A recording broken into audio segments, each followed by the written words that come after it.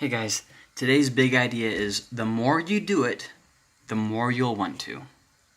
The more you do it, the more you'll want to. And the same is true vice versa, okay? Let me give you some examples here. Depression. If you have depression, the more you leave your house, the more you'll feel like leaving your house. Now, there's still going to be harder for you to get up and to get out and that kind of stuff. But with that being said, it won't be as hard as like the first time when I'm feeling so depressed, and so you sit on your couch, and you don't do anything, and the more you isolate, the better it'll feel. The more you'll want to isolate yourself. The more you do it, the more you'll want to. If you have anxiety, the more you run from it and avoid, the more you do that kind of stuff, the more that'll be your go-to reaction. You teach yourself how to react all the time, and it will make it harder the next time, and it'll also make it where you want to. It's almost like you'll find happiness in the anxiety. It's almost like you'll feel anxious that you want to feel anxious, or where you start loving the problem that you're dealing with. It's like they tell you anxiety is fear of fear.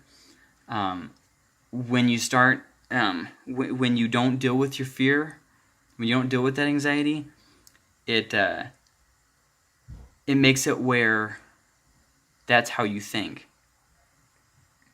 Or you can actively calm down and endure. See, when you're going through anxiety, you always have that choice. You can run and avoid, or you can calm down and get through it. Either way, you're going to have these feelings. Either way, you're going to have to go through this, and it's going to be unpleasant. But the worst case comes to worst case, nothing. I mean, this is what's happening. The more you look at porn, the more you'll look at porn. And the worst kind of porn you'll look at. Addictions start great. They always start out great. And they feel great. But the more you do, the less you enjoy. And even though you're doing the same thing over and over again, you get less and less pleasure. And the same is true for, like, let's say if you have comfort techniques for your anxiety or for your depression. The comfort techniques will give less and less comfort unless you start actively addressing your depression and anxiety. Oh, well, it makes me feel better when I sit on this couch at this time doing this thing. Or playing this video game helps me to relax. Okay, all right, that's fine. But when you are not addressing aggressively your anxiety and your depression, those things will give you less and less comfort. And you'll be doing them out of habit, even though they are not giving the payoff that you were expecting. Psalm 86:11 says this: "Teach me your way, O Lord, that I may walk in your truth. Unite my heart to fear your name." And I want to just—that's kind of exactly what I'm talking about here. Teach me your way. I don't know your way. Teach me something I do not know.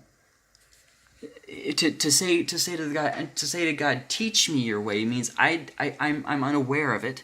Teach me something new. And that's exactly what we're talking about here. The more you do it, the more you'll want to.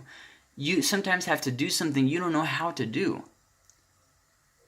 And you have to be taught how to do it, and you have to teach yourself how to do it. So this is today's challenge. Do today what you would advise someone else to do who is in the situation. Pretend like you're someone else. And what advice would you give them if they were trying to get better, if they were trying to face it, if they were trying to get over it, or for situations that are recurring, like anxiety and depression often are, how would you tell them to deal with that? See,